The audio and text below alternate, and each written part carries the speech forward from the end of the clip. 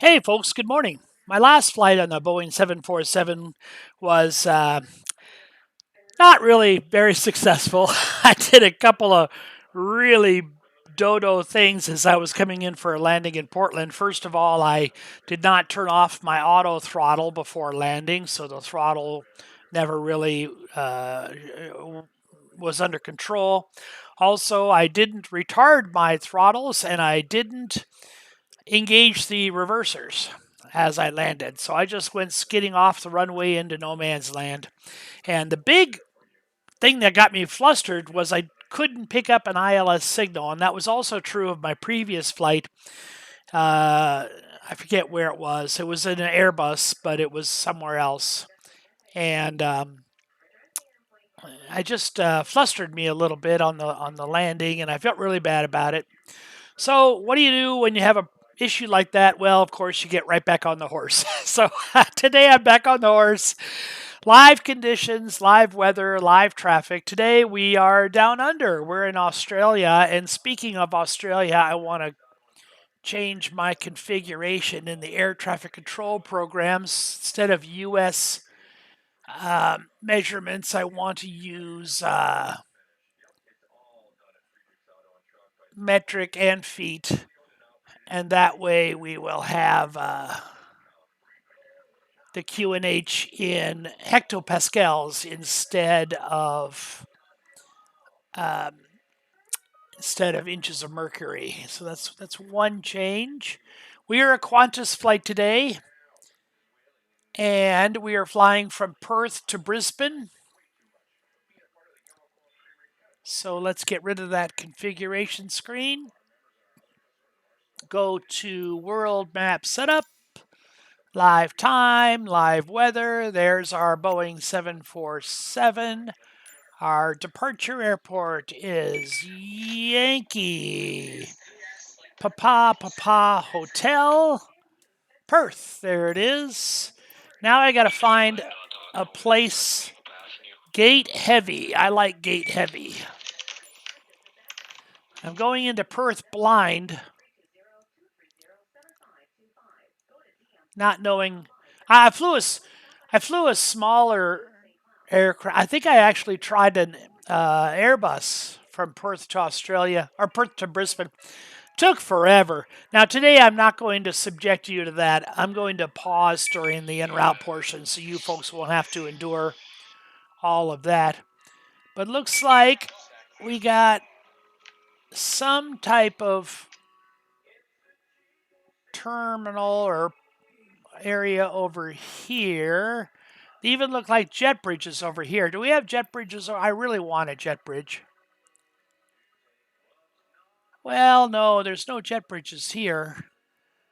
There's got to be some place that's marked as heavy.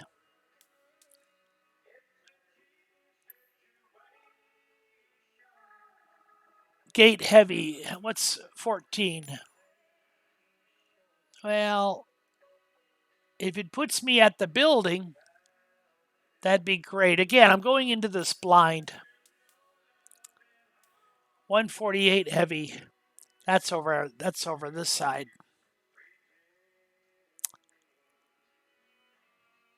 Mm.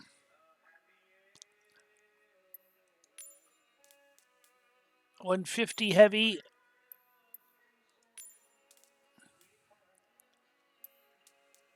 Most of these are ramps. Okay. Well, let's go with the first one, the gate 12 heavy. And we'll see what that does to us. We are ready to fly. Here's what our route looks like. Right across the fat part of Australia.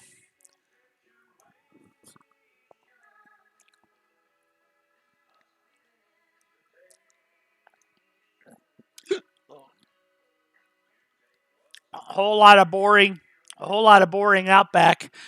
But the scenery from, well, unfortunately, we're going to be flying at night. But the scene, if it were daytime, we might have some pretty good scenery there on both ends. I know I believe both of these airports are payware airports, so in that regard, they should be some nice eye candy to look at. Let's get my pushback program fired up.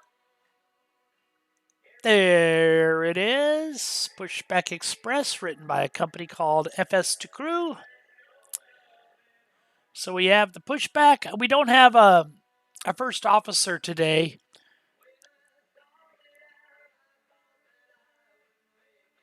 So I've got to do all the work.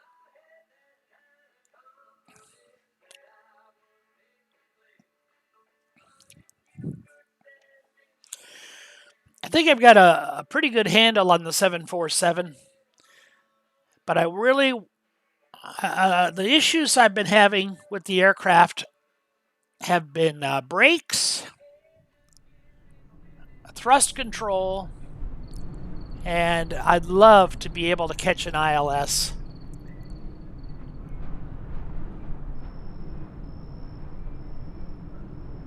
Looks beautiful.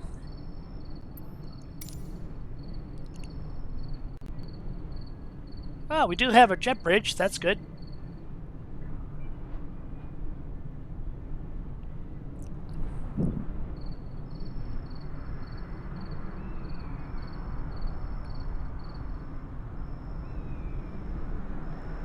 Let's do a walk around.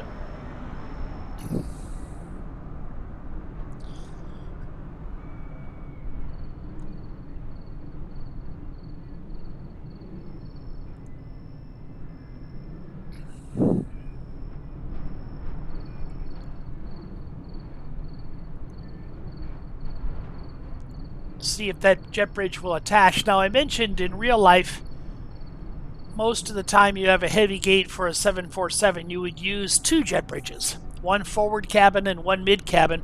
And on occasion, if you have the facility for it, you might even use three jet bridges, forward cabin, mid cabin, and upper deck.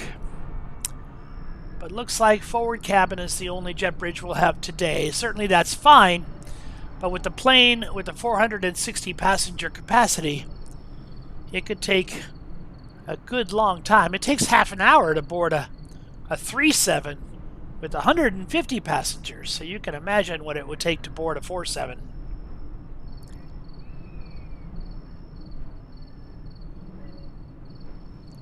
Oh, we lost view of the aircraft. I know it's back there somewhere. I'm not going to bother with the baggage procedure because I know that if I push load baggage, it will load individual luggage, individual suitcases into our baggage hold, and that's not how a 747 takes baggage. Baggage is put on a pallet and palletized, as is all the cargo in a 747. Goes into pallets. Okay, good walk around. Let's climb aboard. I'm not going to do a rainbow check. You folks who watched my previous videos saw how I did a rainbow check. We'll assume that the first officer or the pre-flight crew or the blast crew did the rainbow check. Save that procedure. Let's get up here and get some external power.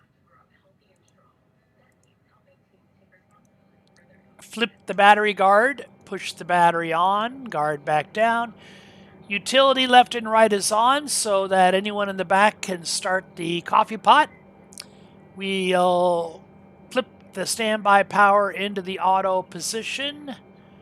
We'll get some lights on the subject. Logo light, wing light. We'll leave the strobe light off. Nav light. I can't see what that is. What is that?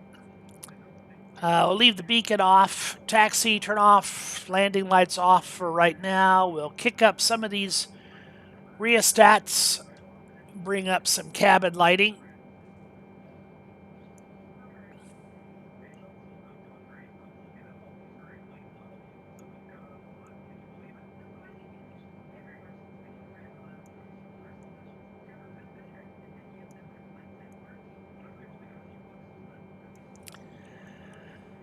Hydraulic pumps are to auto. Bus ties. Good thing about the 47 is we don't have to continually monitor the power source to the bus. The aircraft will do that automatically. We're going to hold off on the APU. Let's get the IRS aligned, inertial reference system. System 1 to align and then nav. That's a left shift system. Center, align and to nav, and then right, align and then to nav. Engine control is fine. The fire tests are inoperable.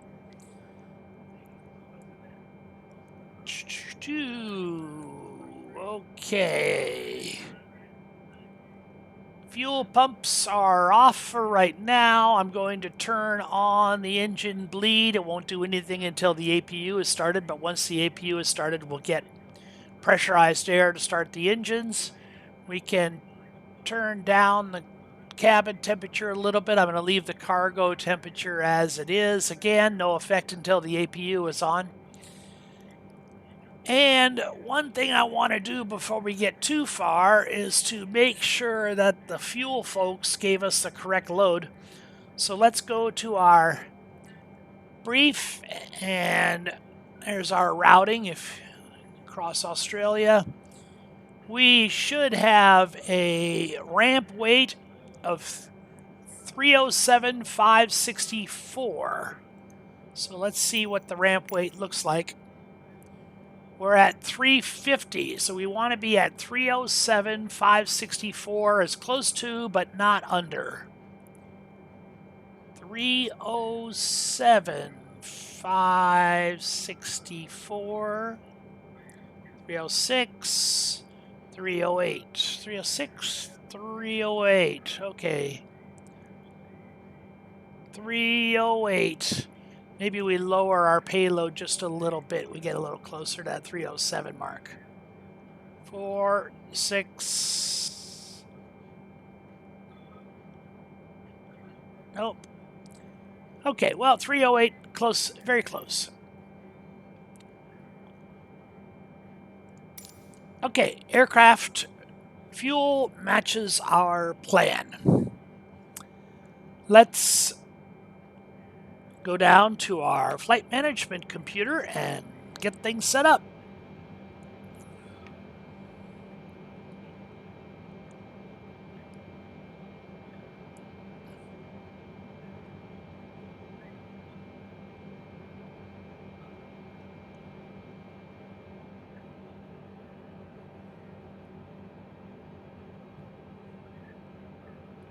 I'm going to move the speed brake handle so we can access the buttons a little easier.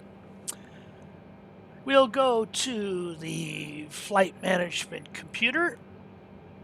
We will verify 747-800 with Gen X engines. Our AirAx cycle is current.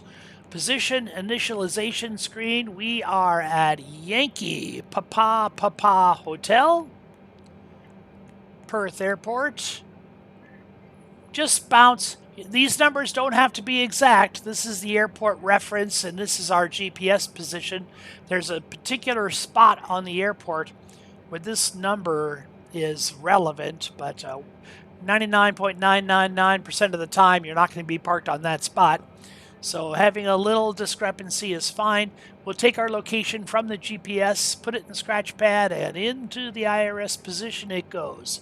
We are at gate... what gate are we at? I believe it was 12. Route. Y, PPH. And we're off to Y, BBN, Brisbane. We have a route at the dispatch office, so we will load the route in and activate it.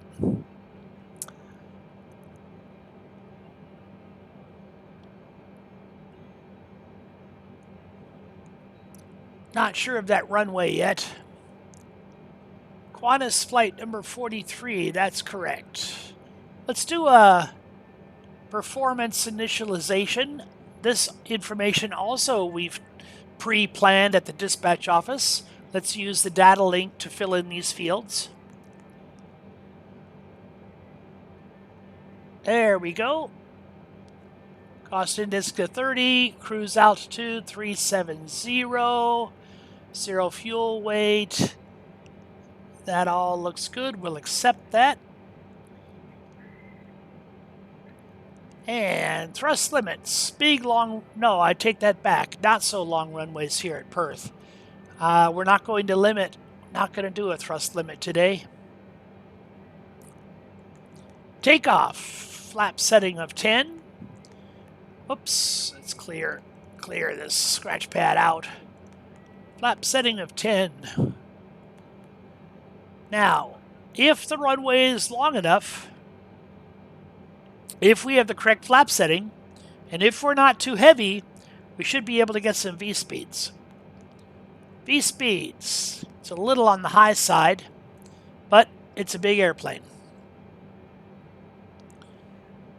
Let's go to our departure arrival. We are departing AVNEX 3 to AVNEX, and we are arriving Enley 1A, NLIP to Enley 1A. So AVNEX 3 to AVNEX, NLIP to Enley 1A.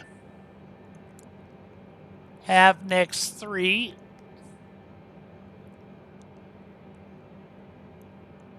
Execute.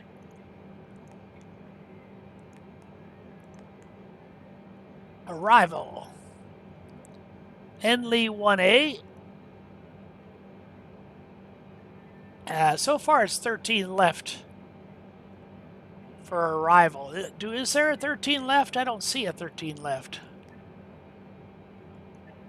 Am I missing a 13 left?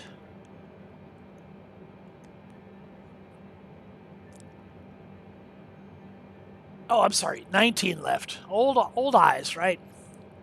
Previous page. Let's take an ILS to 19 left. And we're looking for the...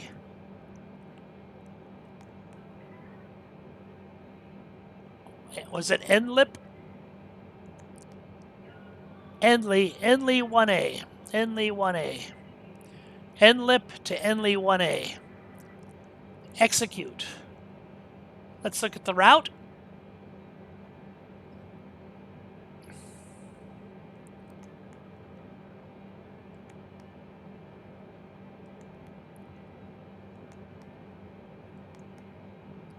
Got a discontinuity between NLIP, so we'll clear that discontinuity.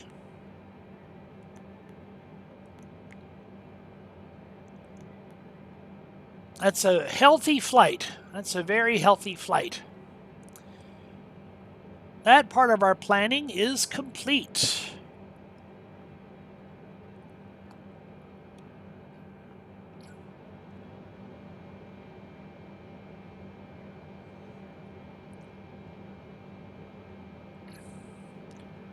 I believe 164 was our V2.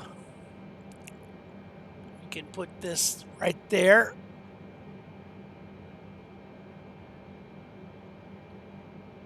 Our runway is 21. And we don't have a clearance yet, so we don't have an initial altitude. Let's turn the flight directors on. I'm going to hold off on the auto throttle. I don't trust the auto throttle. If it malfunctions, we could have a runaway throttle. So hold off on that until we're at the runway.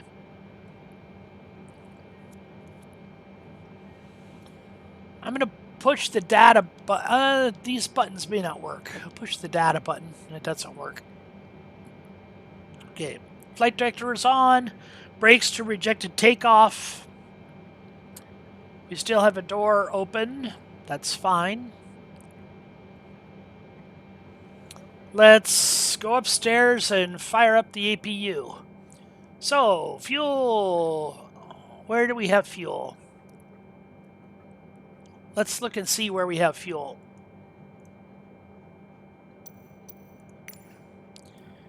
We have fuel on the mains. No fuel in the reserves, no fuel in the stabilizer tank, no fuel in the center tank. The only fuel is on the mains. So let's turn on the main fuel pumps. Oops, there we go. We'll get the beacon light turned on.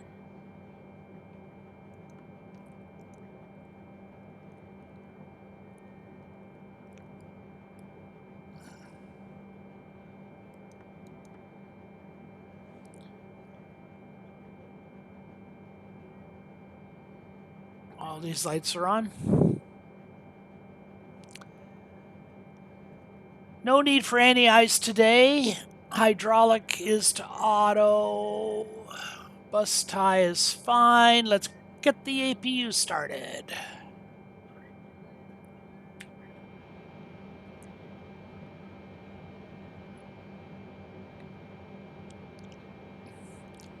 Electrical system. We are currently on shore power. Fuel pumps are on. Flight controls, we'll use that once we're pushed back. Hydraulics is not modeled. Doors, we have one entry door that's open. And brakes are not hot, and pressures seem to be fine.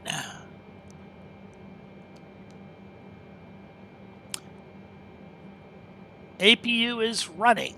Great. Let's talk to the ground crew. Well, let's go outside and close that entry door.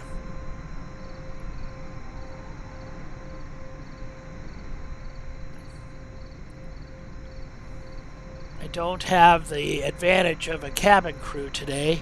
You can see the speed brakes are up. Remember, we put them up so we could see those buttons when we did our program entry. Time to disconnect the jet bridge.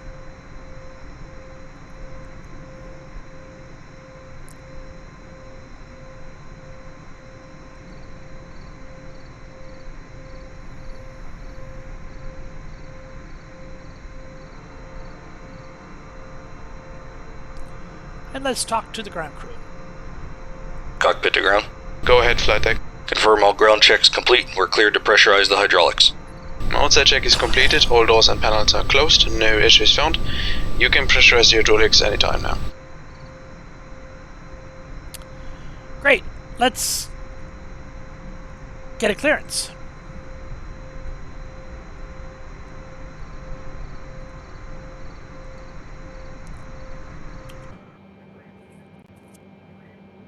Perth International Information Whiskey, 13-0 Zulu, winds are 212 at 6 knots. Visibility 6 miles. 3,700 few clouds. 5,600 broken. Temperature 11, dew point 7. Current QNH is 1019er. Arriving and departing runway 21. Perth International Information Whiskey, 13-0 Zulu, winds are 212 at 6 knots. Visibility 6 miles. 3,700 few clouds. 5,600 broken. Runway 21, is that what we planned? I believe it is. Perth clearance delivery. Qantas 4-3, ready to copy. Qantas 4-3, we don't have a flight plan on file for you. Oh no! How'd that happen? We'll take care of that. I would blame the dispatch office, but it was my fault. Perth clearance delivery. Qantas 4-3, ready to copy. Qantas 4-3 is cleared to Yankee Bravo Bravo November, climb via the FNEX 3 departure, with the FNEX transition, then as filed. Expect departure runway 21. Climb to flight level 240 via the departure. Expect higher clearances 10 minutes after departure. Departure on 118.7. Squawk 5041. Qantas 43 is cleared to Yankee Bravo Bravo November, climb via the AVNEX3 departure, with the next transition, then as filed. Climb to flight level 240 via the departure. Expect higher clearances 10 minutes after departure. Departure on 118.7. Squawk 5041. Qantas 5041. 43 rear back correct. QNH is 1019 a contact ground on 121.7 when ready for pushback. Have a good night. QNH is 1019er ground on 121.7 Qantas 43. 5041 for the transponder. We are a TA or traffic advisory Hotel mode. Macromere, good afternoon again, taxi approved. 1019 on the Taxi QNH. approved 5 Macromere. Let's do a taxi briefing.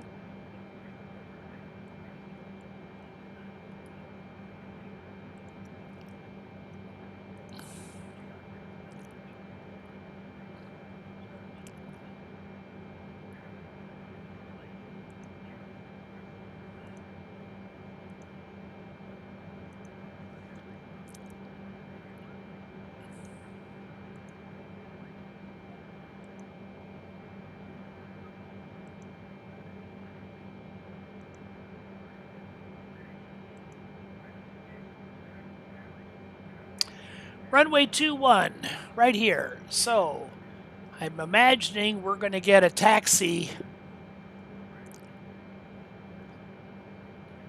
I see taxiway Bravo, Bravo, Bravo 21. So, it should be pretty simple.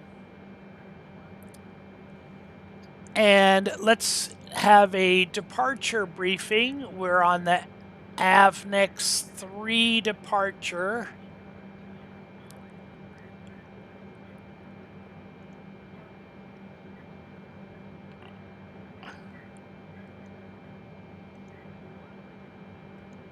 Oh, that's not what I wanted to do.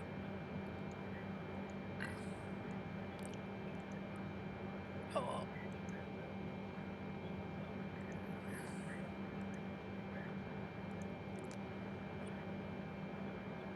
The AVNEX 3.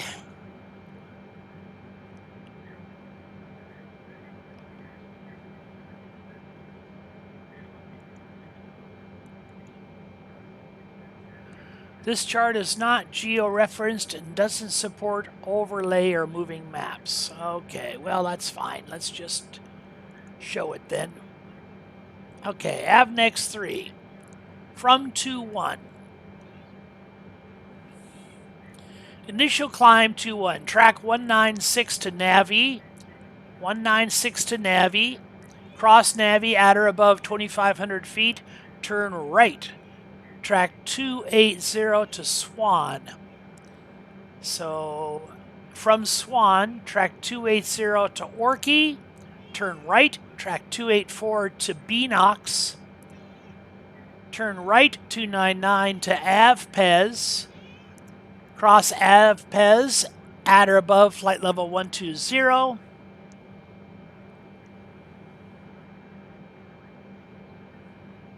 Turn right to 344 to Harby. Turn right 008 to Sackham. Cross Sackham at or above flight 160.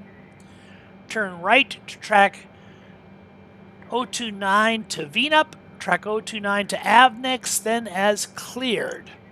So 2,500 at Navi, above 12,000 at Avpez, flight level 160 at Sackham, and then depart the procedure at Avnex.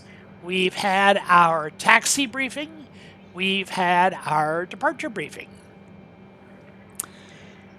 Let's get a pushback. Qantas ground. Ah, silly me. Perth ground. Qantas 4 tree. Request pushback and engine start. Qantas 4-3, this is Perth ground on 121.7, go ahead. Perth ground. Qantas 4-3 requests pushback and engine start. Qantas 4-3, pushback and engine start approved. Pushback and engine start approved. Qantas 4-3.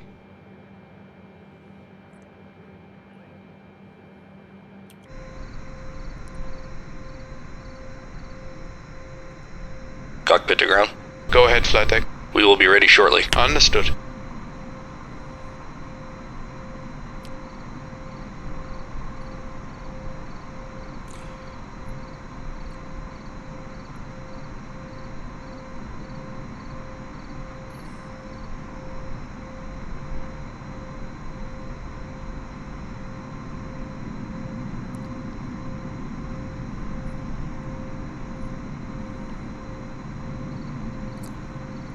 We have our pushback clearance.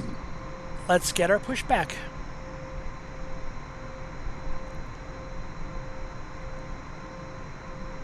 Cockpit to ground. Go ahead, flight deck. We are ready for pushback and engine start. Understood. Release the parking brakes, please. And start up. Parking brakes released. Pushing back.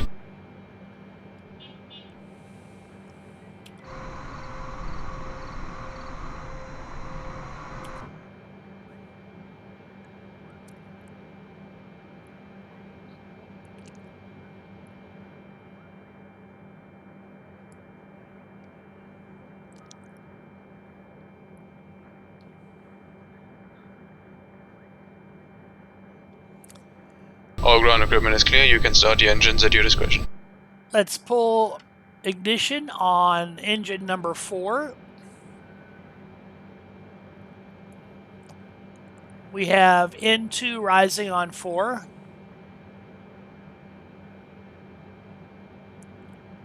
Let's introduce fuel to number 4.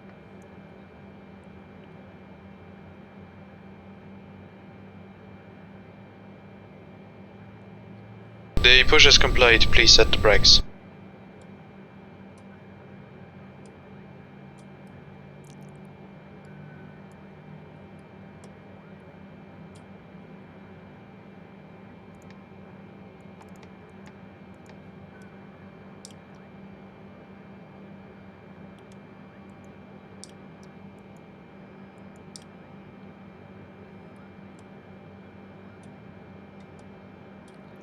We're having brake issues again. Yeah, one of my last flights I had some brake issues. Okay, let's pull number 1.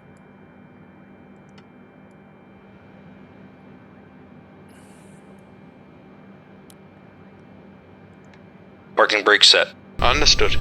Okay, the turbo is disconnected and the pin is out and equipment is clear. Thanks, and you can disconnect and go to hand signals. Thanks, have a good flight and we'll see you later. Let's introduce fuel to number 1.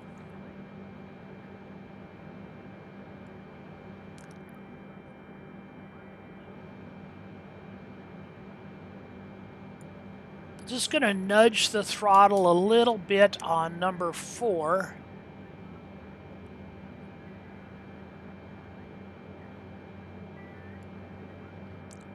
Let's pull 2 and 3.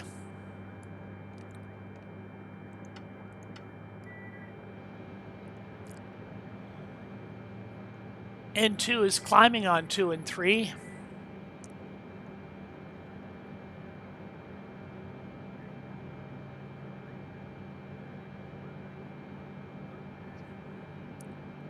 Let's introduce fuel to 2 and 3.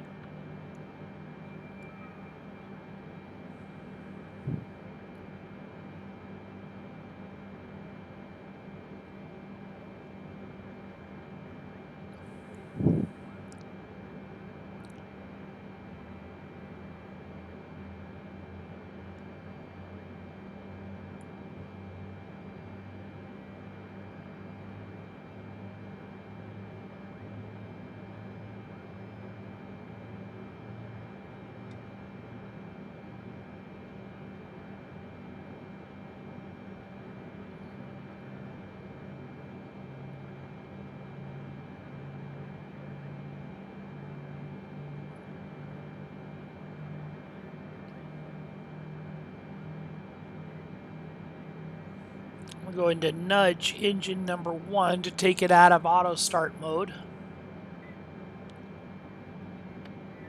There we go.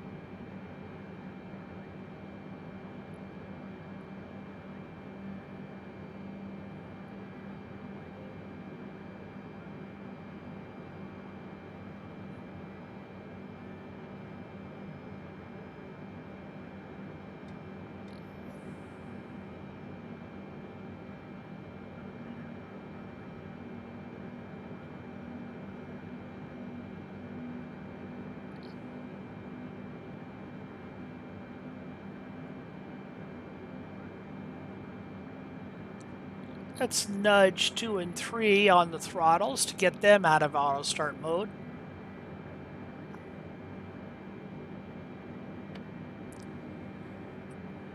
And now that we're on engines, we can shut off the APU.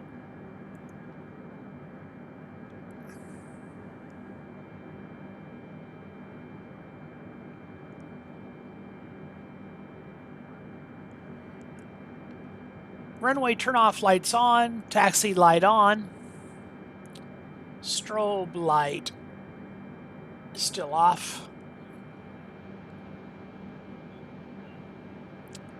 Perth ground, Qantas 4-tree, request taxi, runway 21. Qantas 43 taxi to runway 21 via taxiways Hotel 3, Bravo, hold short runway 21. Taxi to runway 21 via taxiways Hotel 3, Bravo, hold short runway 21 Qantas 43. Let's go flaps 10.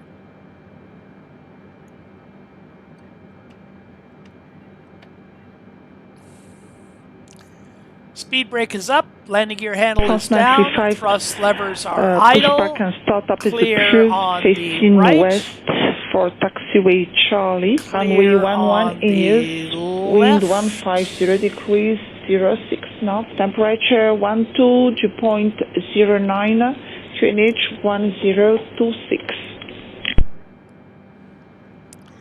We have our taxi clearance, parking brake off.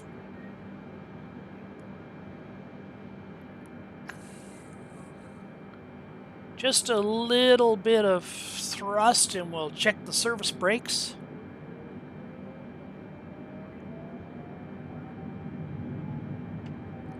See, the toe brakes don't seem to work. Not much I can do about it. Let's check this brake. I don't seem to have brakes. Toe brakes don't work. This brake doesn't work. I guess brakes aren't too important.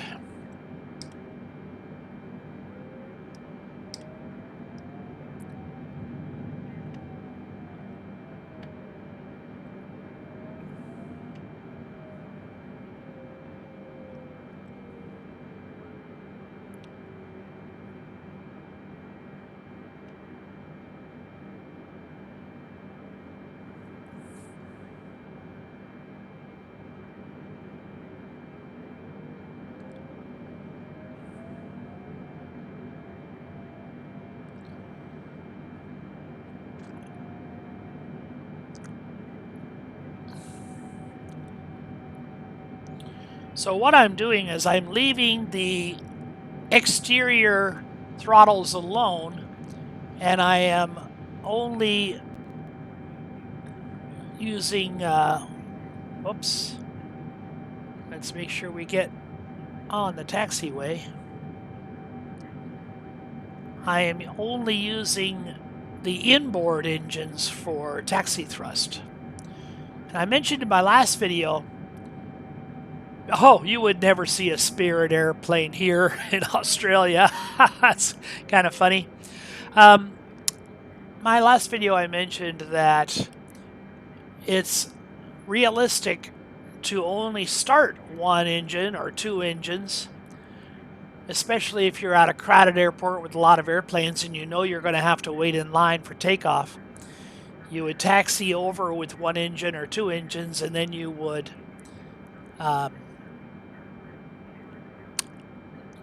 start the other engines while you're waiting in line. You know, I'm losing my reference. because so let's go to this view here.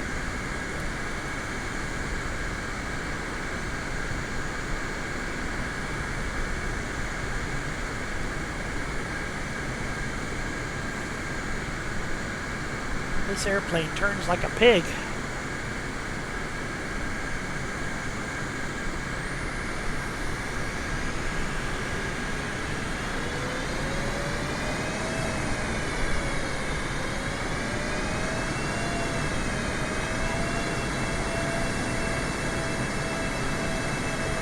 Well, there goes the light pole.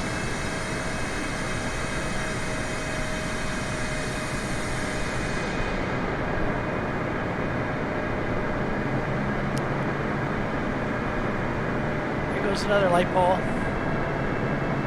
QNH 1026, we will push back for facing west for Taxi Charlie, runway news 11 Air France 935.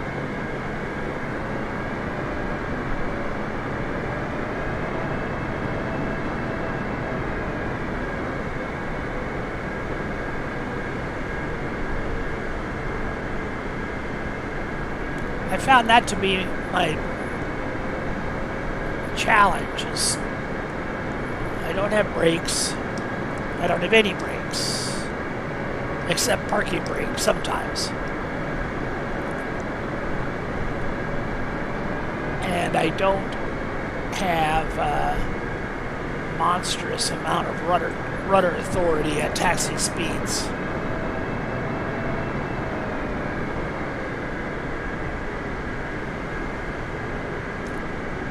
Can I? Oh, I think I can enter the runway over here. I was going to enter it.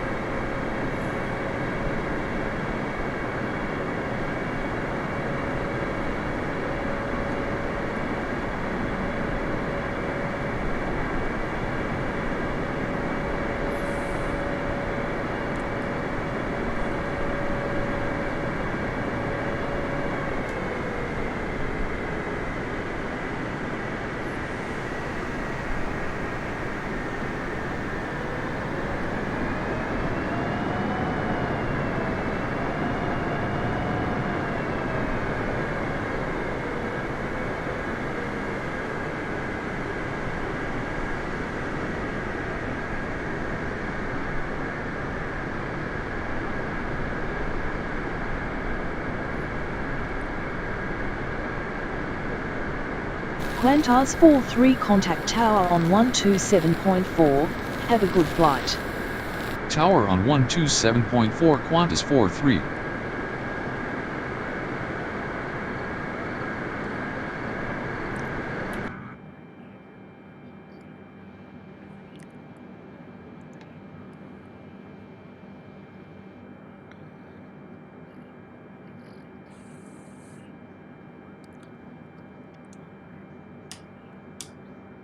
Strobes on.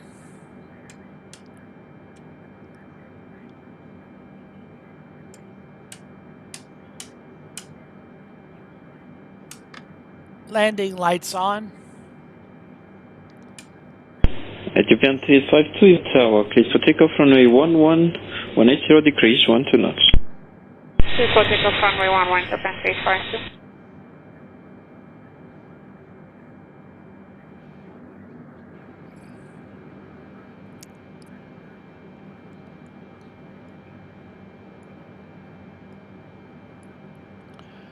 Auto throttle armed.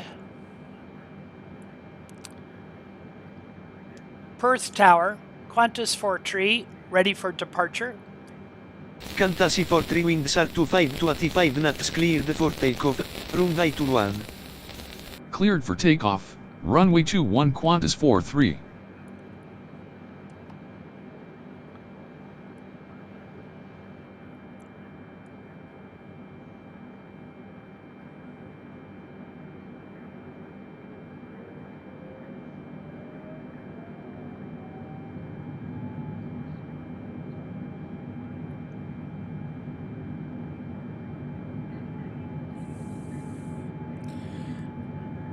No traffic on final. Once we get turned, we'll check for obstructions on the runway best we can.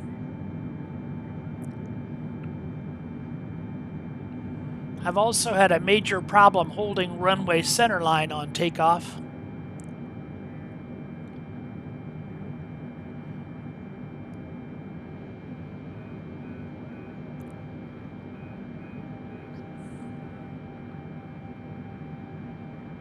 Yeah, it's even hard to get onto runway centerline.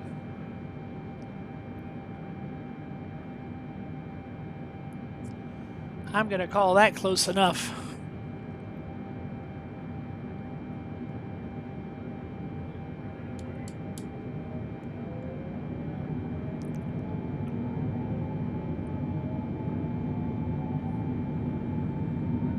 And of course, a heavy doesn't roll like lightning.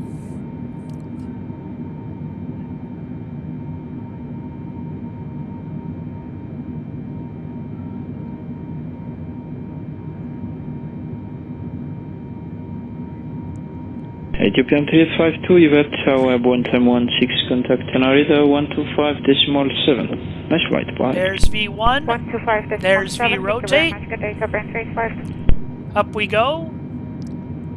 Positive rate. Gear up. Let the airspeed build.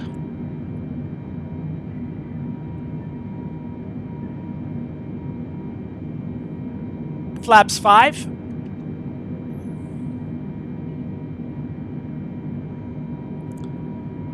Flaps 1. Flaps up. LNAV. VNAV. Autopilot.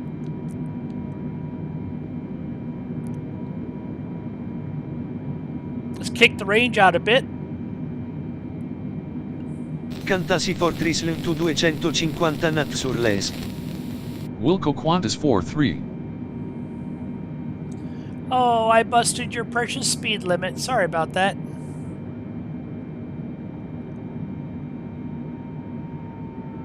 Cantasi Fortri contact Perth departure on 118.7. Enjoy your night.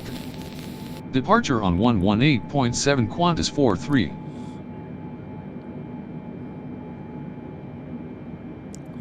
Oh, look at Departure this. Qantas 43 climbing to flight level 240. We have an ILS indication Qantas here. 43, good evening. Radar contact. I'm getting a feeling our ILS might work when we get to Brisbane.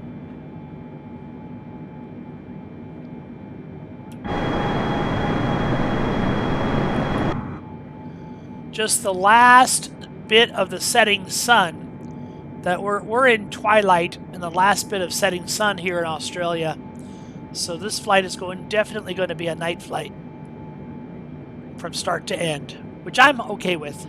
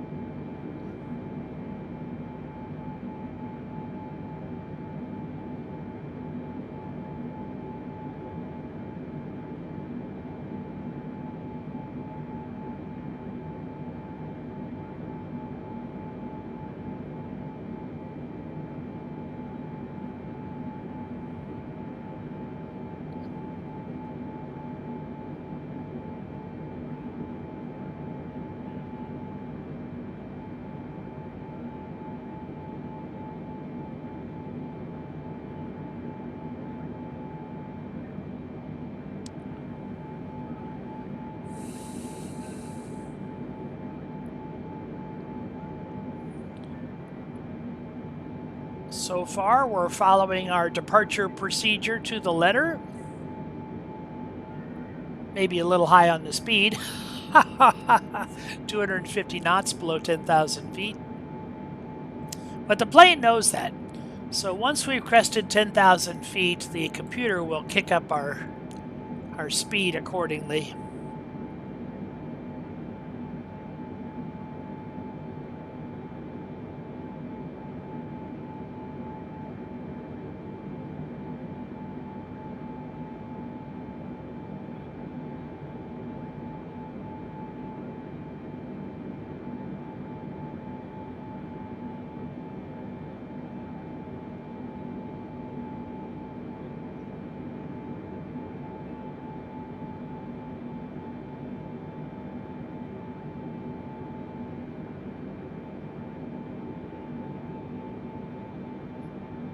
You can see when we reach 10,000 feet, the nose pitched down slightly and the climb rate decreased just a little bit.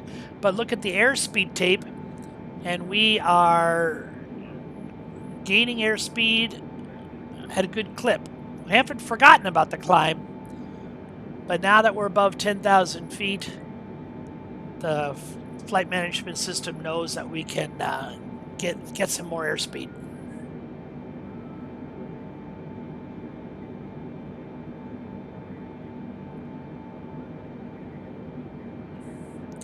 Above 10,000 feet, we can go out of Christmas tree mode and we can lose our landing lights.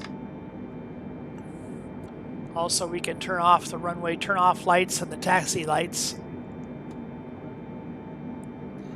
We can come out of sterile cockpit mode and talk to other people like civilized individuals. Not to say sterile cockpit mode isn't civil, it's supposed to be more serious and directed only at flight operations below 10,000 feet, as it should be.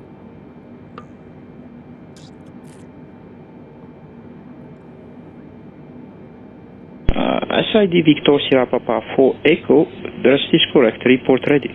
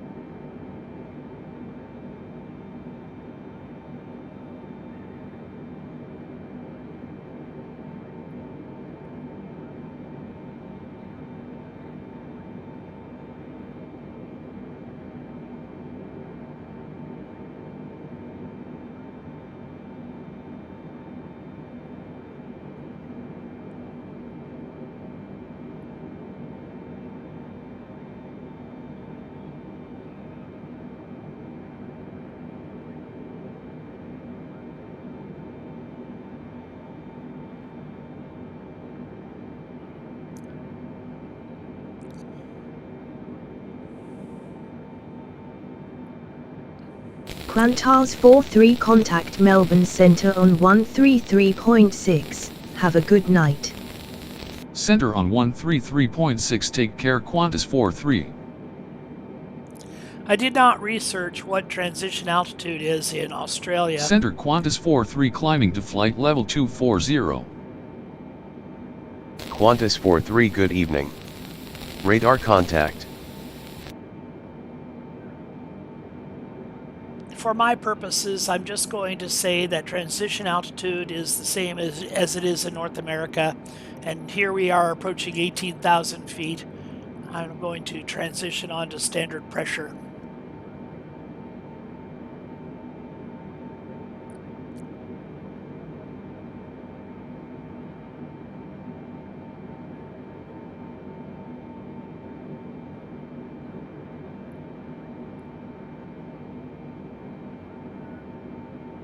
standard pressure.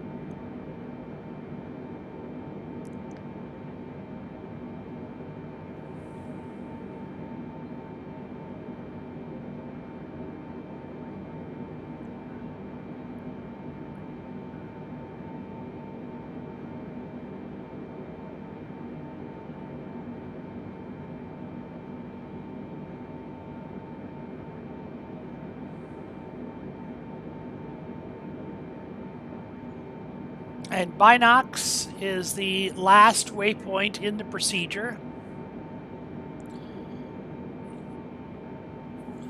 Actually, is it Binox or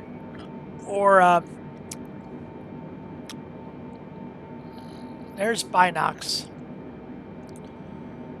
Above 120 at AVEPS, where we're well above 120. So we're fine.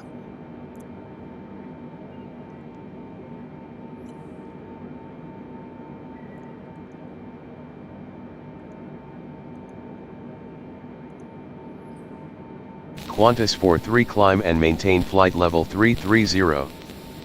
Climb and maintain flight level 330 Qantas 43.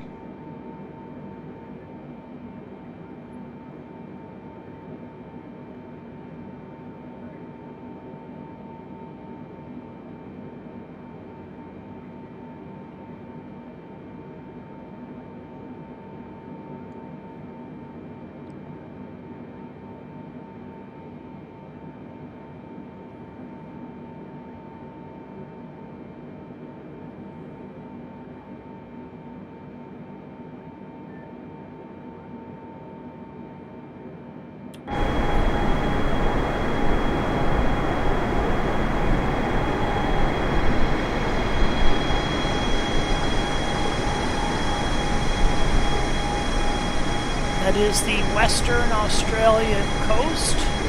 And of course, we're flying to the eastern coast, so we'll be transcontinental, crossing the entire continent of Australia on our flight today.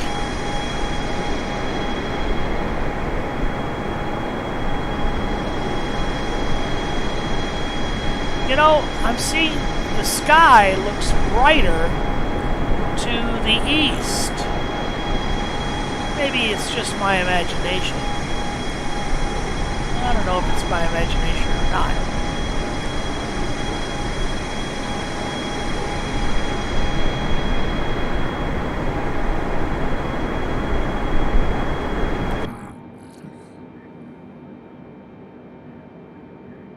November Whiskey, climb flight level 105, report 60 out.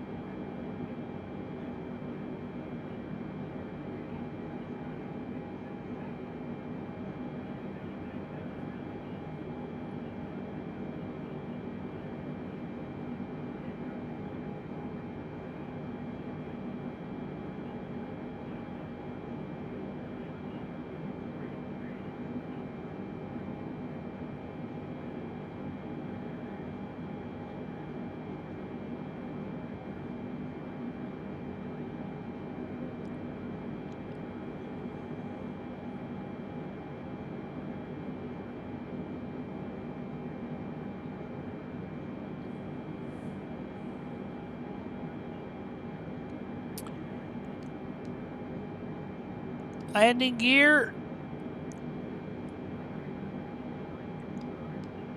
Well, looks like I didn't abuse the brakes too much. We don't have any high temperatures down there. Doors are closed. Hydraulic is not modeled. We never did a flight control check. Oh, my bad. Really should have done a flight control check. No excuse for not doing that. Fuel looks good, and electric. Why are we getting all this flashing on the electric screen? Did we forget something up here?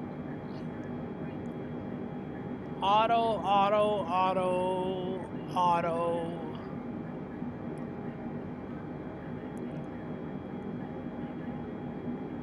Bus tie.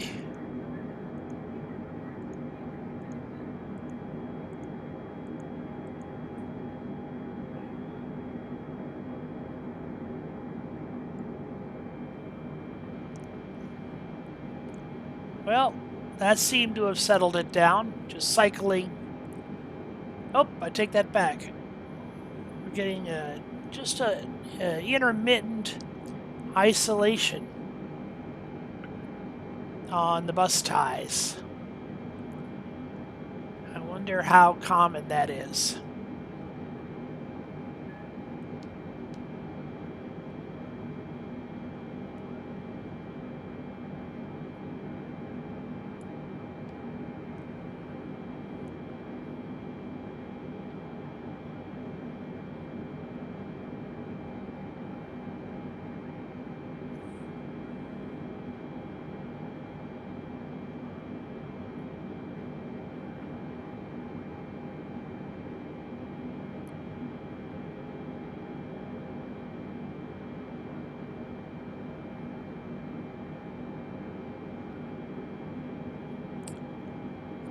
About to go feet dry over the Western Australian coast.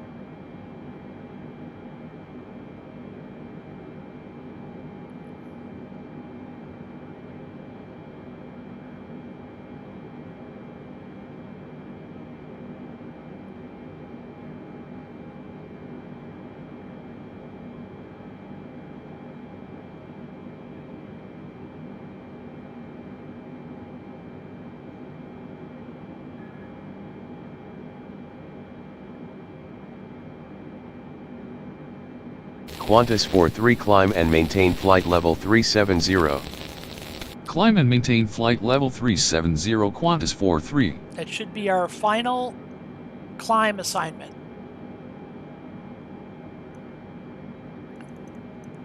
November Whiskey, recleared 105.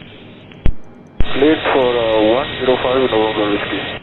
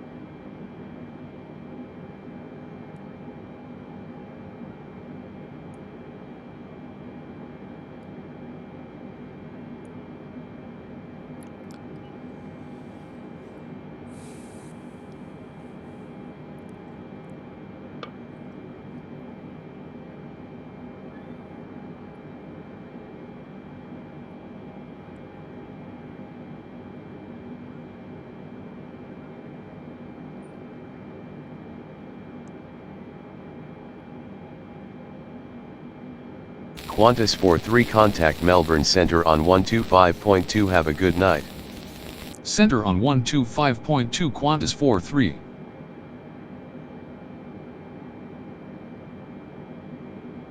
Center Qantas 43 climbing to flight level 370. Qantas 43 good evening. Radar contact.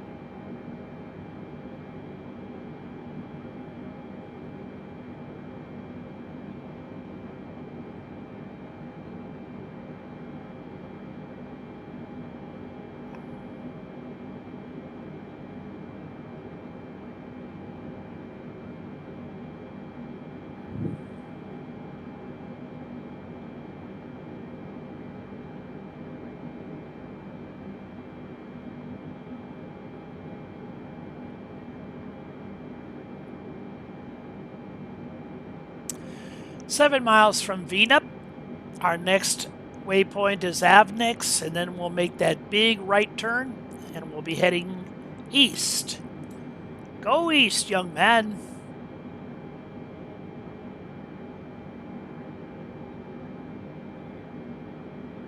Ground speed, 540 knots. We have a wind at 261, which is coming from the west at 71 knots. So right now it's a wind on our left side, a little bit of a quarterly tail component to it. But when we get to Avnex and make that big right turn, it'll be almost a full tailwind. We'll get a free ride. There's two ways of handling a free ride.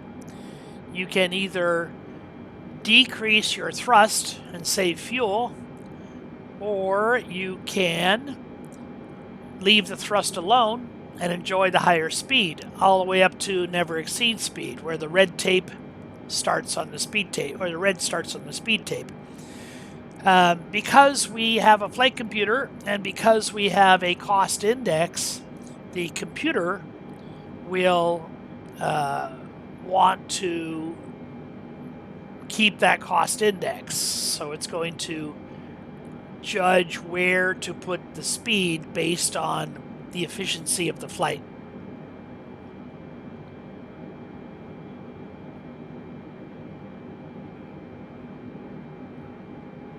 $30 miles from Avnex. Approaching 35,000 feet. When we get to 37,000 feet, top of climb, I will turn off the seatbelt sign and pause the recording, and then rejoin you when it's time to descend.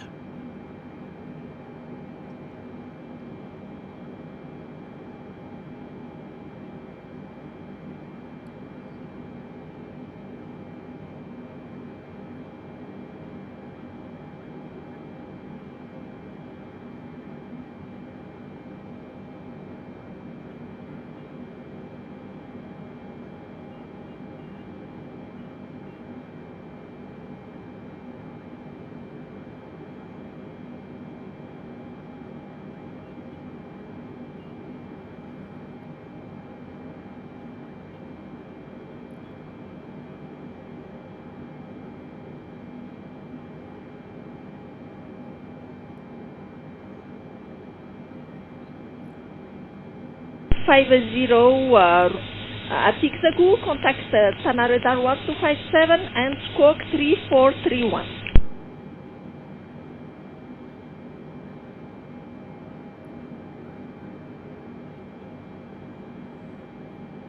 $1,000 to go.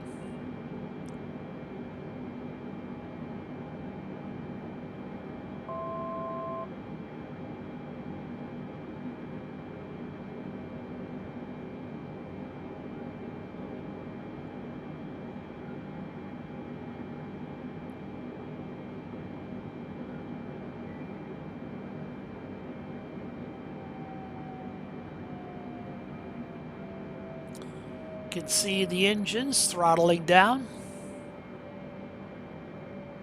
as we approach level off.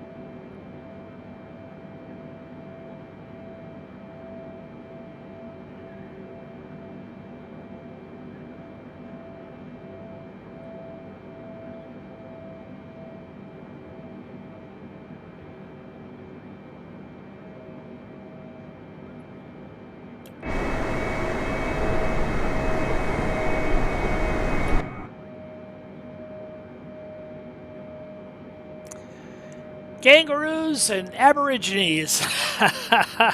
Welcome to the Australian outback.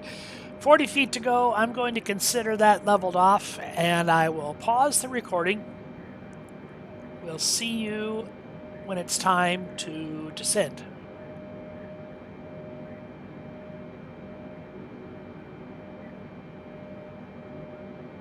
Three.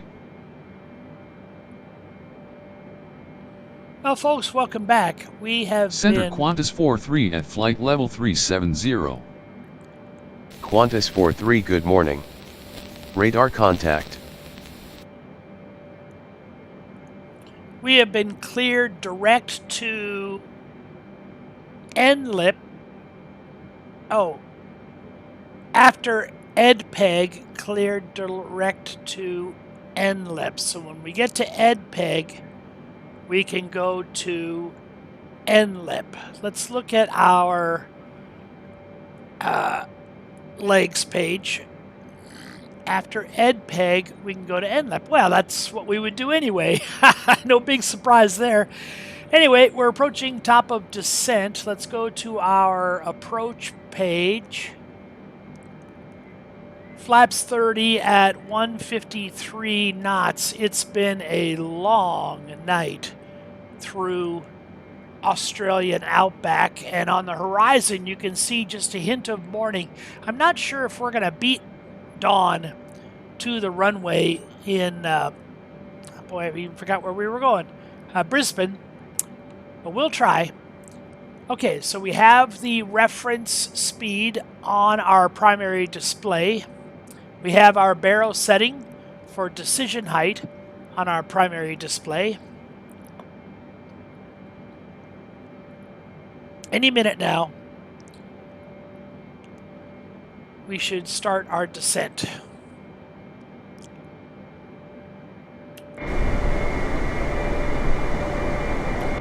No real surprises going across the continent. We had one area that was monstrously overcast, even up to 37,000 feet, so I put the anti-ice on.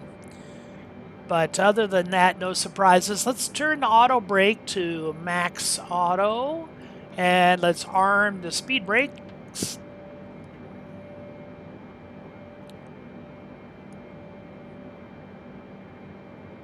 Qantas 43 descend to cross inlip at flight level 170, then descend via the ENLI-1 X-ray arrival with the inlip transition to 5,000 feet. QNH is 1021 at Brisbane International.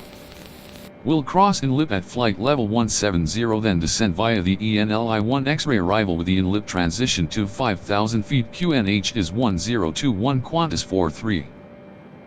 170 at inlip.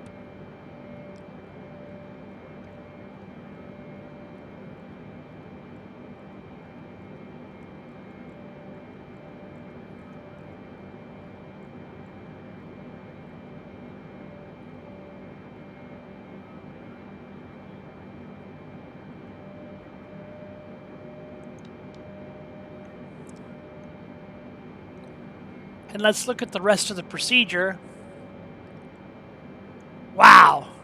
I think I had left you somewhere back here. We flew all the way across the continent. It's been a long night. I actually took a break. I turned the speaker away from my headphones and put it on the general computer. 2000 clips, the RNAV And I 19 report doing some other things. 797 heavy. Qantas 43 contact Brisbane Centre on 123.9er. Have a good night. Center on 123.9er Qantas 43.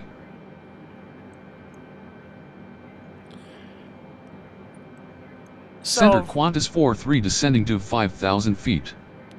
Front inlet. Qantas 43, good morning. Radar contact. Cross Ansor. QNH is 1020. Between 8 and 9,000 is 1020 Qantas 43. So 8,000 feet at Ansor.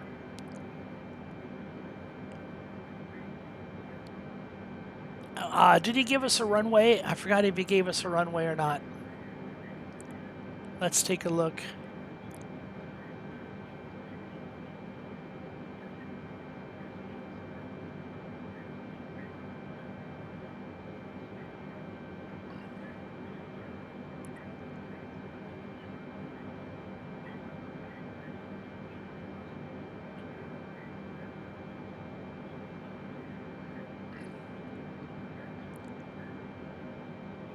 I don't see that we have a runway yet.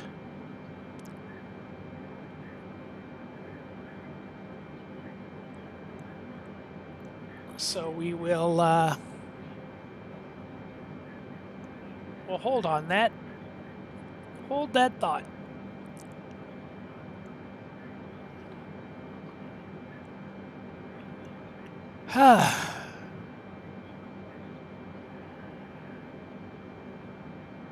I'm okay. Well, looks like we're planning 19.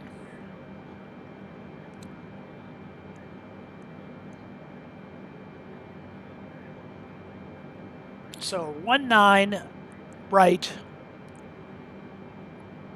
8,000 at Ansor, 5,000 at Gorso.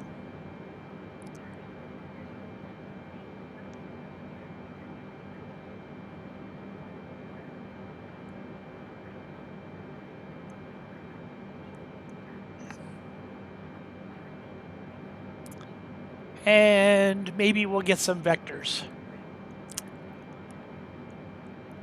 Okay, that's the procedure.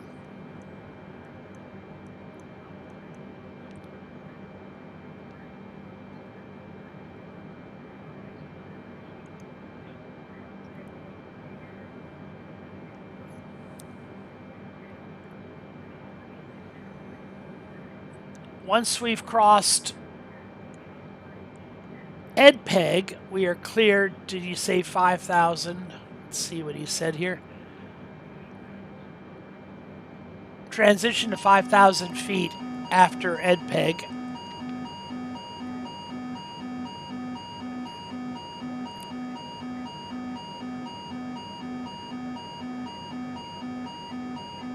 A little bit of overspeed. We'll take care of that soon enough.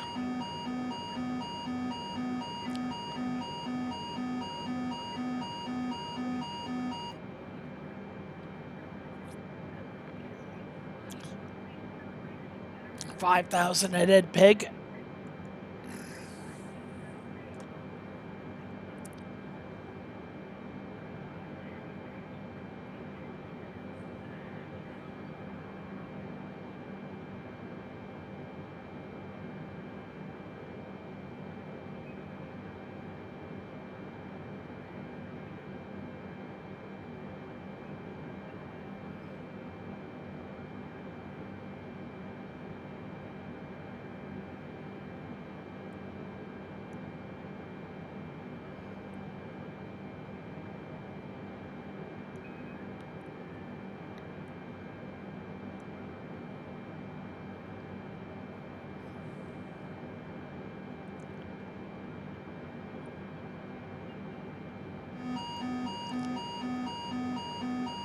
Of course, the air is thicker as we descend, so it's easier to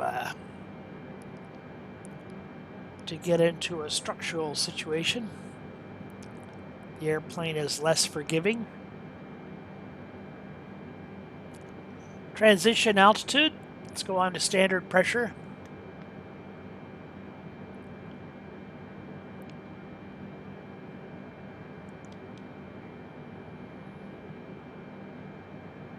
Seven heavy approaching coastal.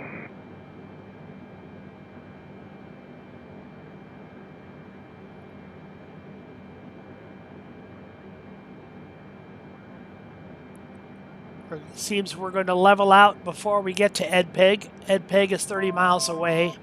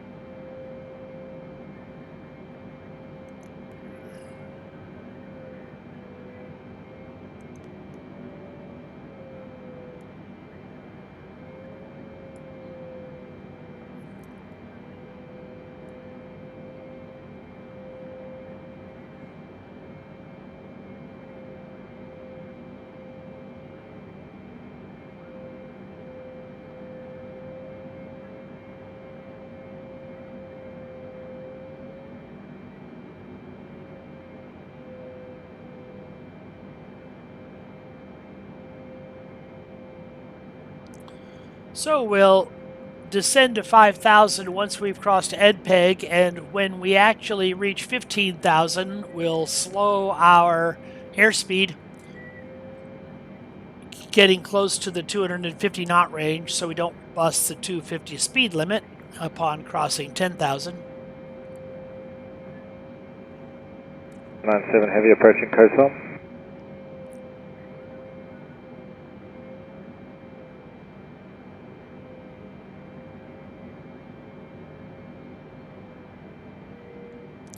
"10 miles to Edpeg."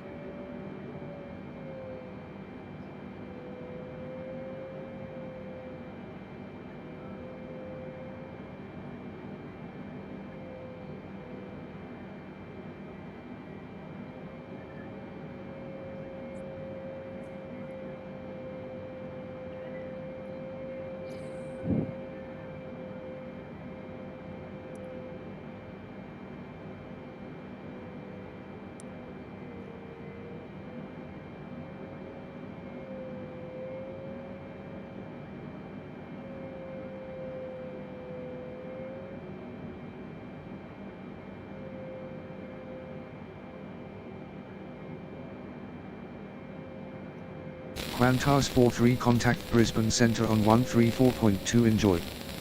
Center on 134.2 Qantas 43.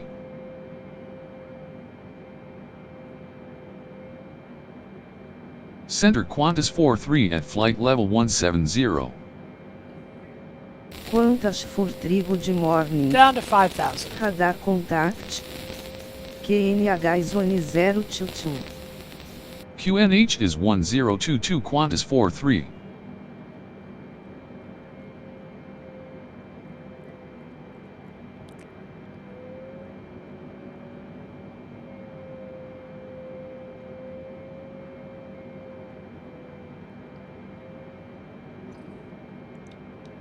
"1022 on the QNH.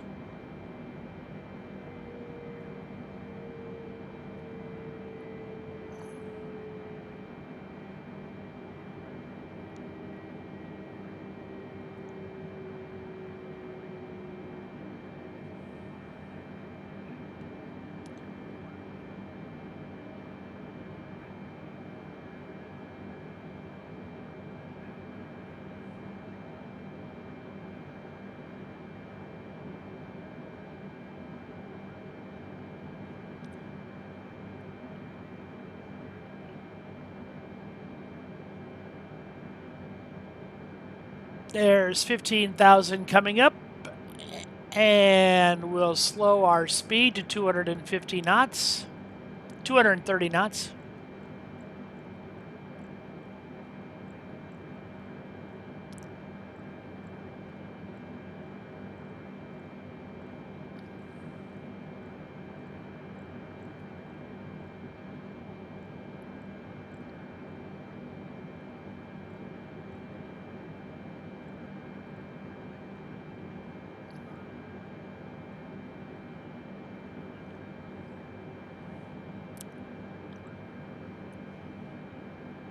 So we've changed our pitch. Mostly we're bleeding airspeed, but we're still in a teeny little bit of the descent. Of course, once we get down to 230, that descent will pick up again.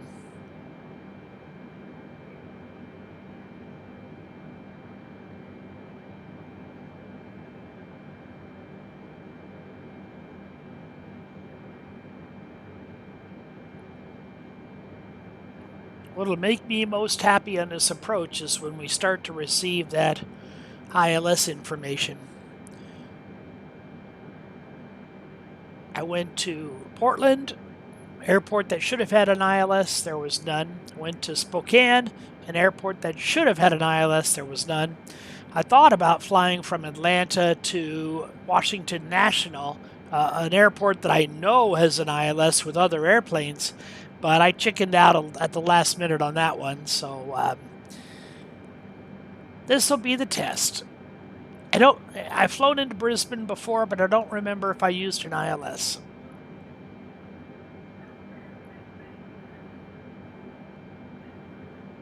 Côte d'Ivoire 701, passing level 10, climbing level 390. We estimate Tango Delta at 1743, Gatil 1754, and destination 1940, Côte d'Ivoire 701.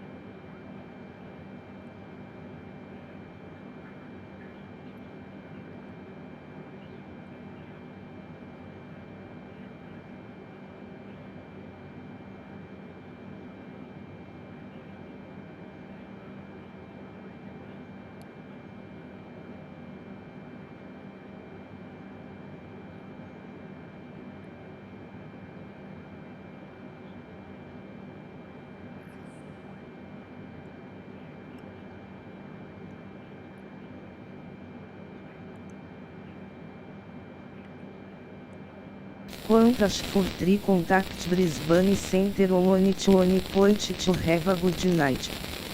Center on 121.2 Qantas 43. Inlip is the start of the procedure. Center Qantas 43 descending to 5,000 feet. Qantas 43 good morning. Radar contact.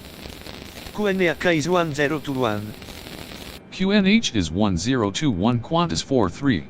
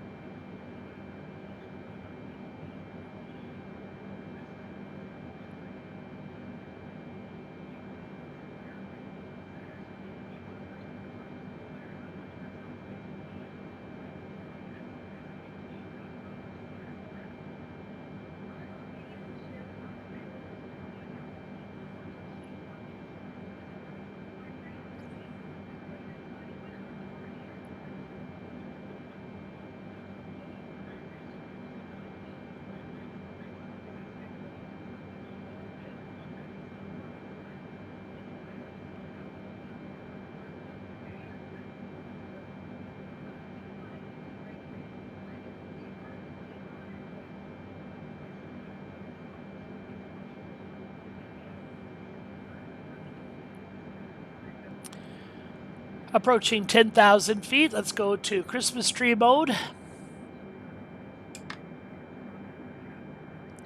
I'm also going to turn on the runway turn-off lights and the taxi light. Every light in the house.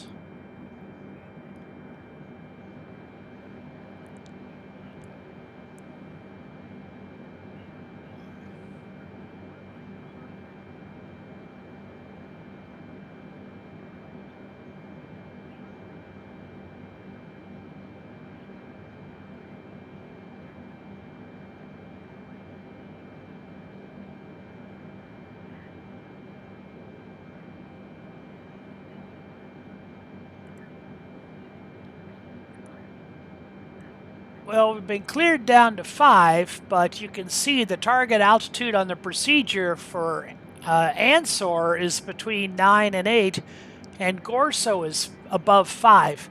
So, of course, the controller instruction overrides the procedure. But if we were just strictly following the procedure, we would target 8,000 at Ansor and 5,000 at Gorso.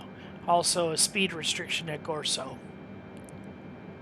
Probably Gorso we want to think about getting in our next stage of flaps in anticipation of 185 at Tannic.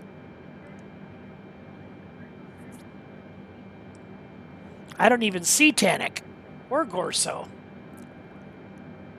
What's going on here? Why aren't Tannic and Gorso on my procedure?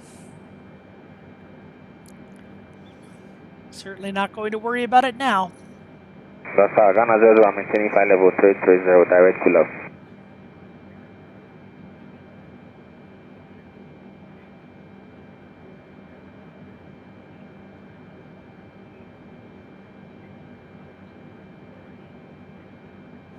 I'm going to try to keep the speed up throughout this portion of the procedure, but once we get near this turn for runway 19, that's right in here is where I'm going to majorly slow down and add flaps in anticipation of that turn.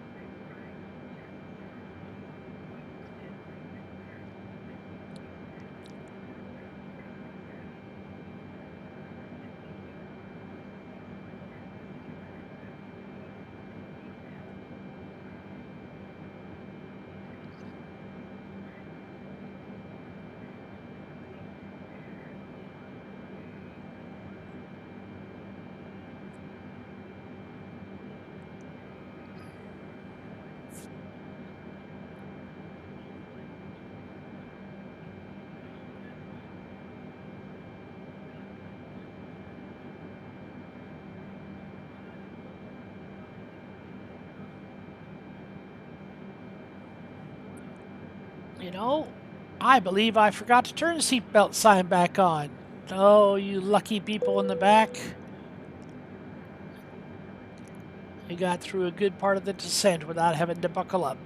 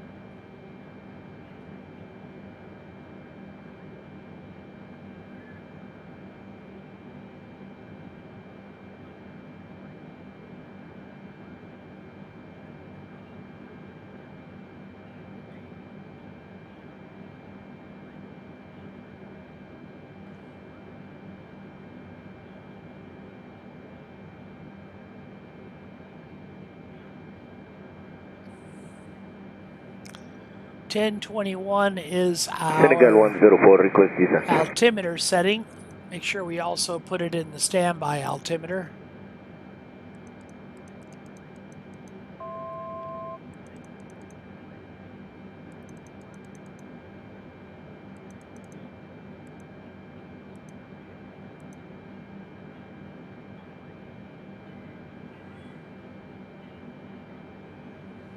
We're reaching our target altitude. 10 miles to Inlip.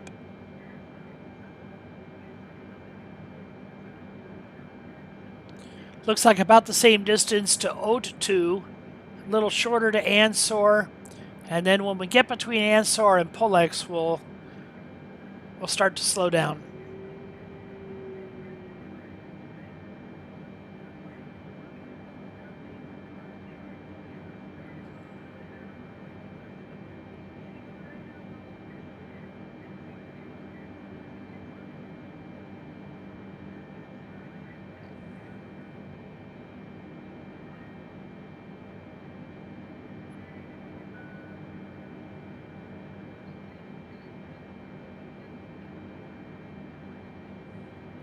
Even before we get turned around to approach runway 19, we should start getting our ILS information, because again, even though we're coming in on the reciprocal, if we were to make a straight in to the reciprocal of 19, we would Qantas 43 still have contact that Brisbane information. Center on 130.4. Enjoy your night. That might Center even, on 130.4 Qantas 43. those flashing lights ahead of us on the left, that's most likely that's the airport. Center Qantas 43 at 5,000 feet. Qantas 43, good morning. Radar contact.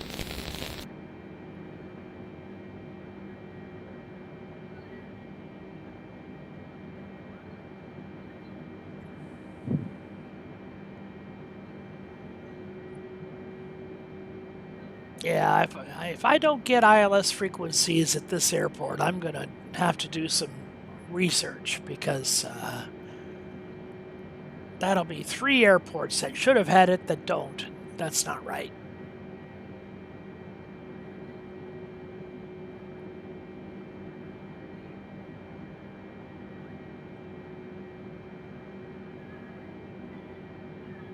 I imagine if I can see the airport, then I certainly ought to be able to receive a radio signal from there.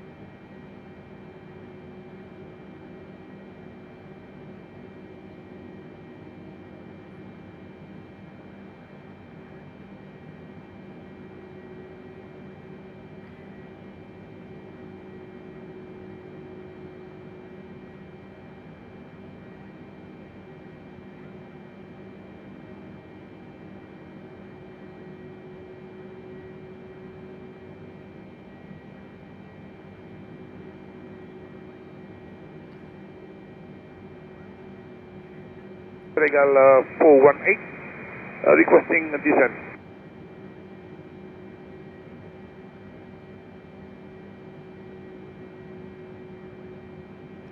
So the way I understand these,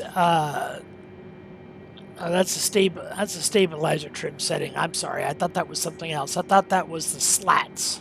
Some airplanes have what are called automatic slats. They're not really automatic in the sense that there's any computer control, but what they do is they sense the airflow over the leading edge, and if the slats detect slow airflow as if you're entering a stall, then they will automatically start to deploy to make the surface of the wing bigger and to hold off a stall. It's not anything that's controlled within the flight deck. It's just something that they do by themselves. They're not powered.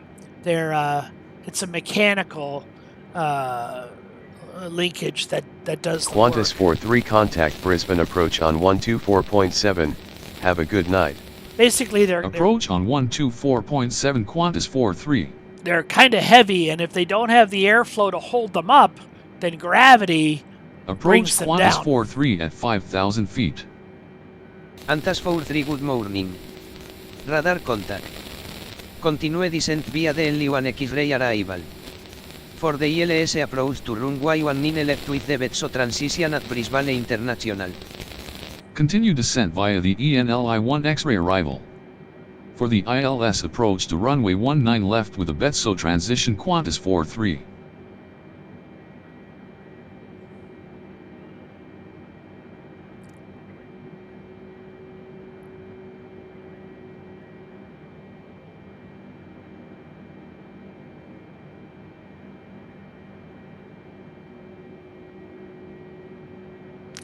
Yeah, really get it. There's the runway right there, and we're not getting any ILS information.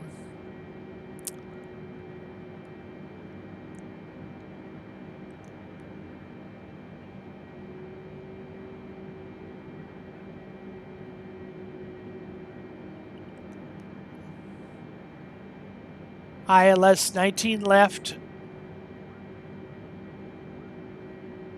110.10. I shouldn't have to put that in, do I? I don't believe I put that clear to in. touch and go runway 11, 190 degrees 9 knots, right turn low altitude approved.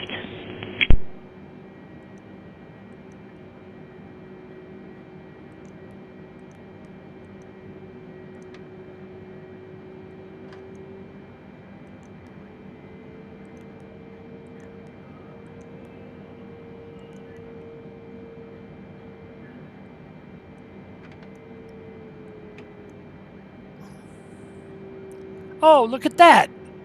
Now we have the ILS. Oh my goodness, that was my problem all the time. I had to take the ILS frequency and put it in the nav radio. Now that I've done that, we have ILS information. So those other flights where I didn't get the ILS, it was all my fault. My goodness, I learned a big lesson today. Go to the radio page, find the ILS frequency. I don't believe you have to type in the course. Well, maybe you do have to type in the course. Let's put the course in. We know what it is. We should know what it is. Runway 19 left. Is this...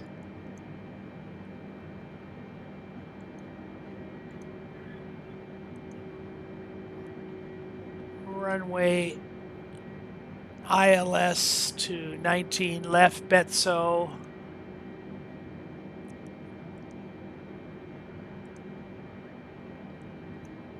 (110.1) course is 196. So let's see what happens if I enter the course. 196. And we'll do this. 110.1 and 196.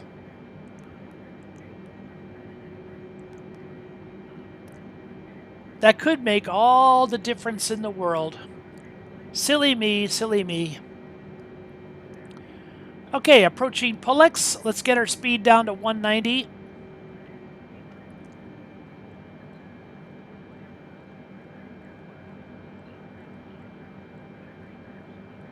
And let's add flaps 1.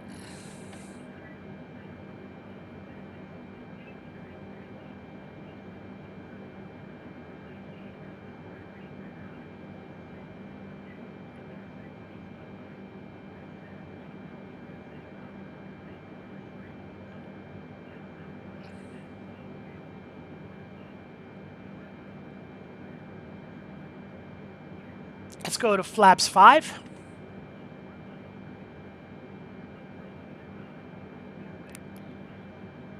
Speed down to 175.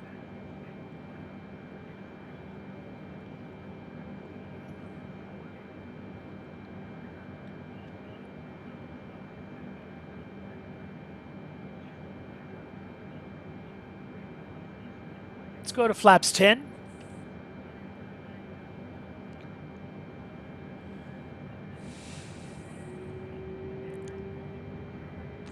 I feel so silly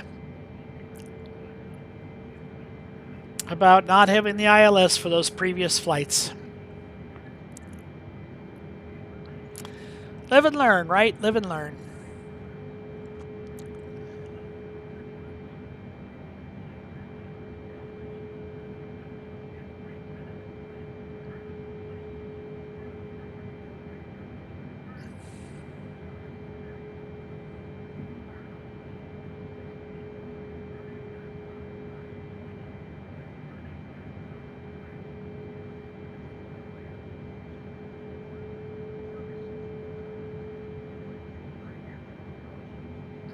Just before Pubiv, I'll go to 160 on the speed and 20 on the flaps. And just before Ispan, I'll either be at, I want to be at 25 on the flaps.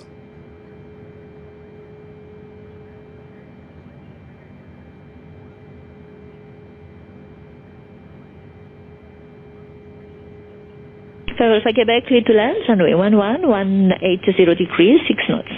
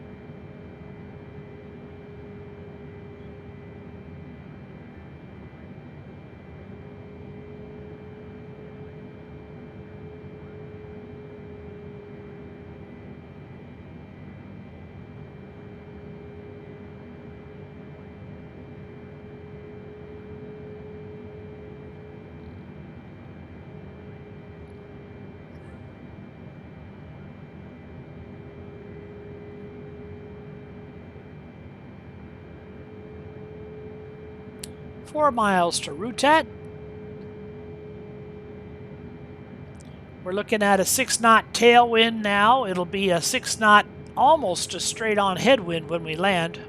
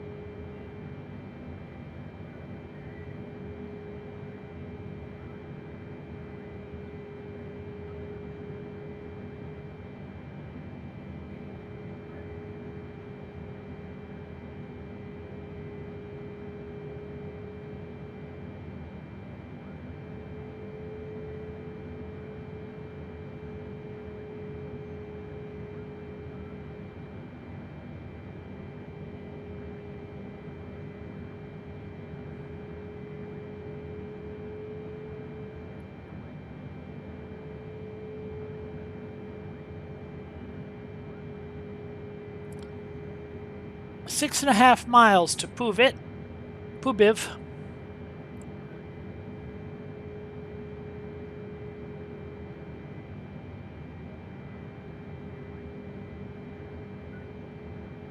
At 3 miles, I'll drop to 165 and 20 degrees of flaps.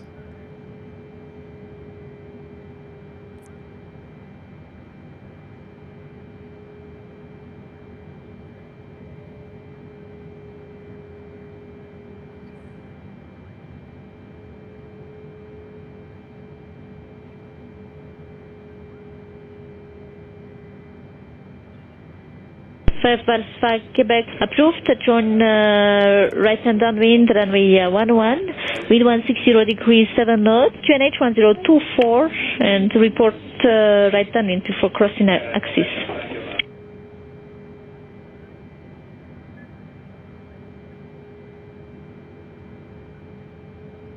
Three miles, 165.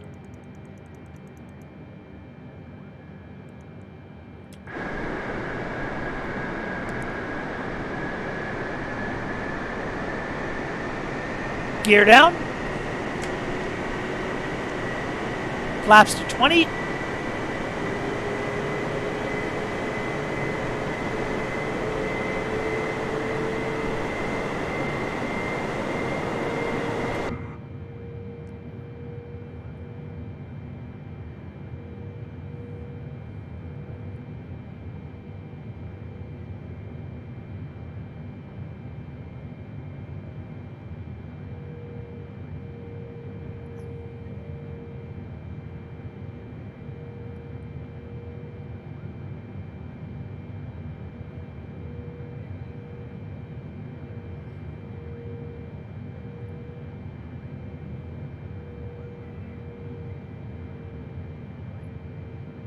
And at about 5 miles from Ipsen, we'll go to flaps 25.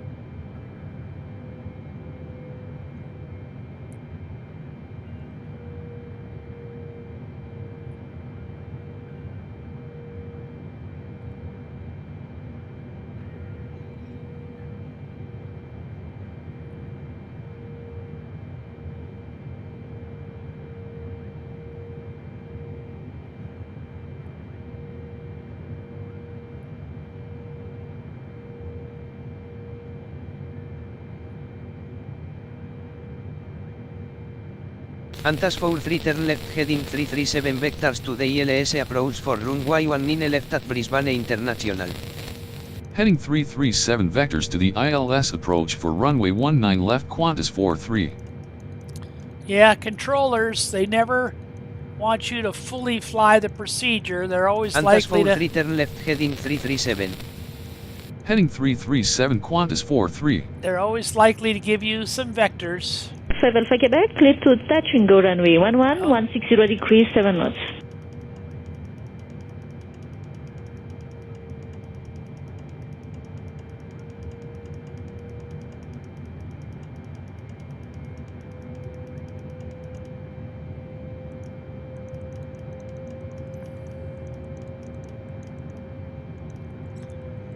It's like too many chefs in the kitchen, right?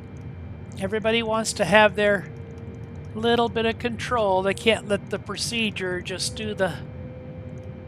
You could come down by the procedure, but they just want to make things a little more perfect in their mind.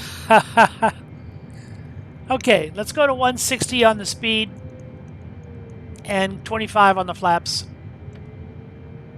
Antas 43 turn left heading 322. Heading 322 Qantas 43. 322 on the heading.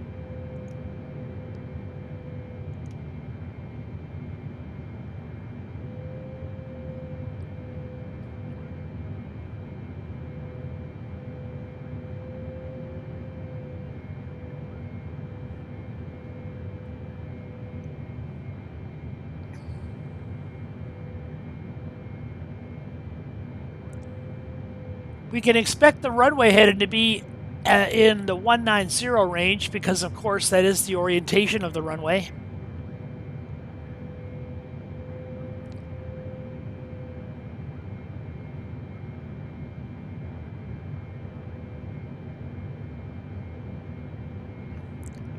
Let's drop our speed to 158 and let's add in the remaining flaps. Go to flaps 30.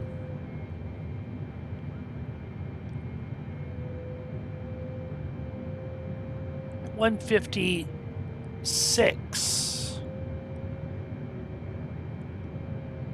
That's just 155. That's pretty much at the reference. That's at the reference. Just a twinge above the reference.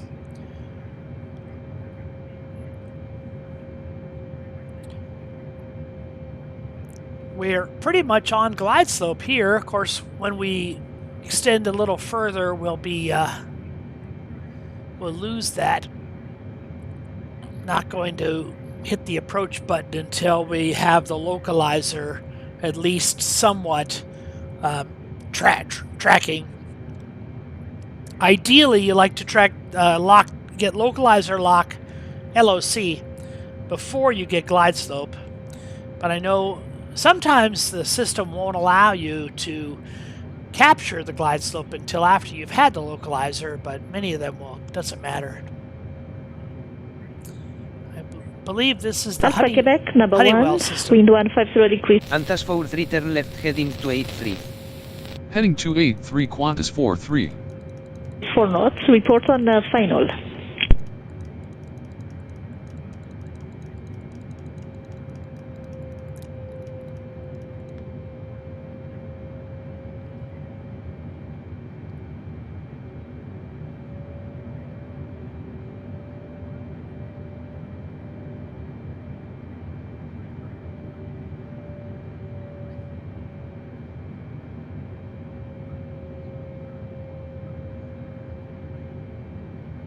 Qantas 43 cleared for ILS to runway 19 left fly heading 224 to intercept final. Cleared for ILS approach to runway 19 left fly heading 224 Qantas 43.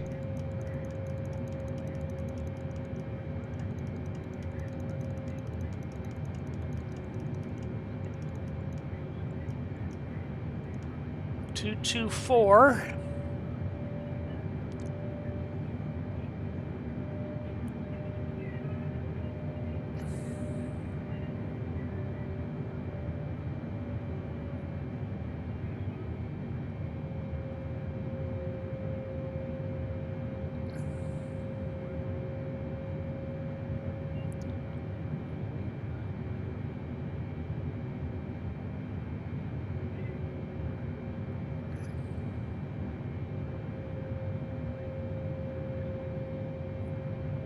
Oh, here we go. Quebec, clear touch and go runway 11, 150 degrees, 5 knots. Localizer. And approach. What's going on? Why can't I get localizer or approach capture here?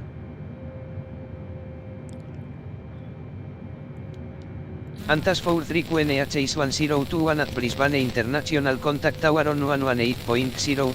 Good day. QNH is 1021 Tower on 118.0 Qantas 43.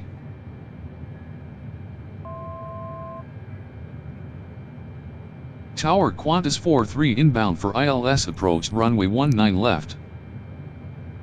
Qantas 43 good morning. Radar contact. Continue ILS to runway 19 left call when established on final.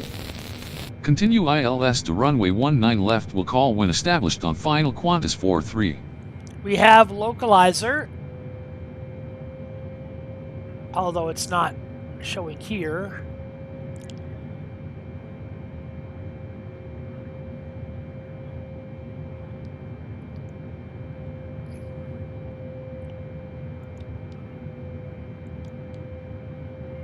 We have glide slope.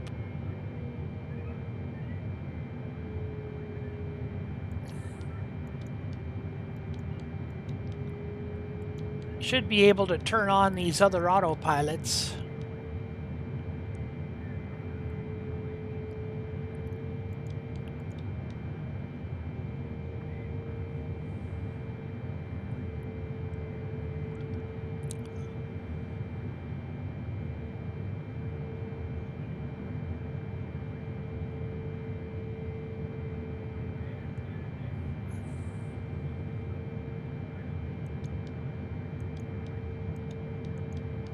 I'm not sure if the Salty mod can do an auto land. I would love it if it could. Heck, today I'm just happy to figure out how to get the ILS. Our wind has changed a little. Now we have a quartering headwind from the left at 11 knots.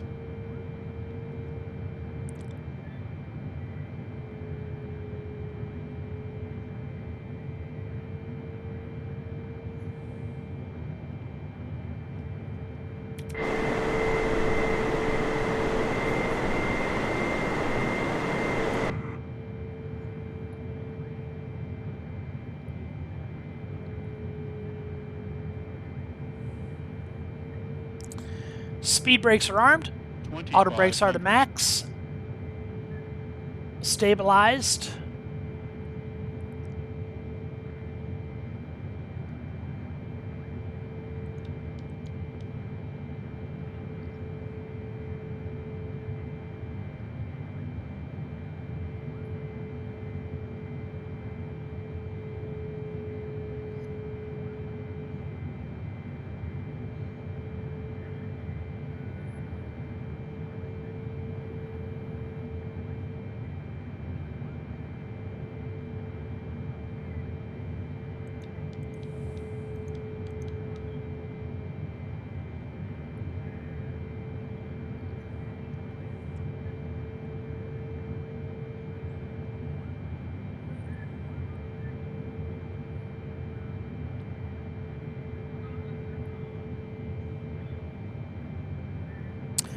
Brisbane Tower, Qantas 4-tree on final.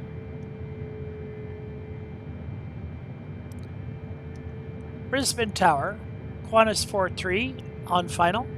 Aircraft calling tower say again with your call signal. Brisbane Tower, Qantas 4-3 on final. Qantas 4-3 ins are 19 at 7 knots cleared to land runway 19 left. Cleared to land runway 19 left Qantas 4-3.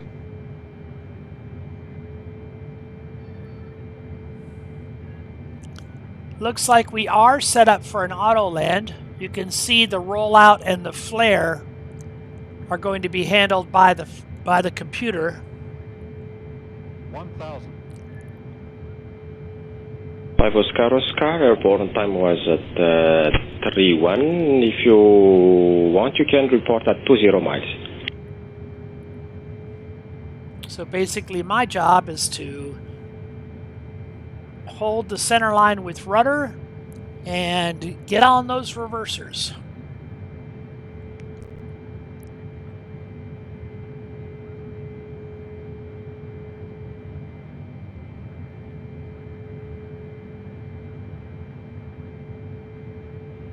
Pretty sight. I'm going to take a picture. 500.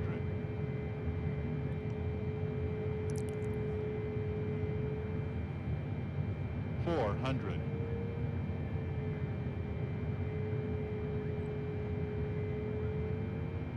300.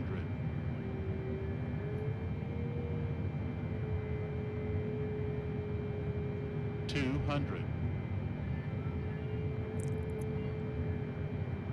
Minimums. Continue. 100. 50. 40. 30. 20. 10.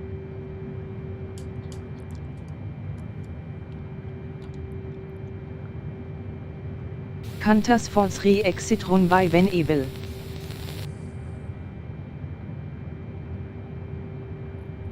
Yeah, we don't seem to be slowing down. We don't seem to be slowing down.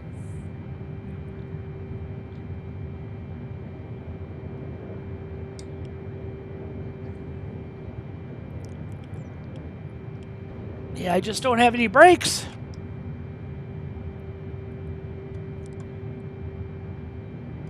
I might have to just use the parking brake. I hate to do this. Even the parking brake doesn't seem to want to work. How do we slow this beast down? Well, folks, we got through a major stumbling block with the ILS today. On another day, we'll get a way to control the brakes on this thing and bring it to a real stop. Oh goodness, are we slowing down at all? Oh, barely. 102, 101. Can I avoid running into buildings out in the community? 97, 96. Oh goodness, now we're out in the farmers' fields. Oh well, folks, wow, that was an ignominious ending. I'm going to end the recording and wish you folks good day.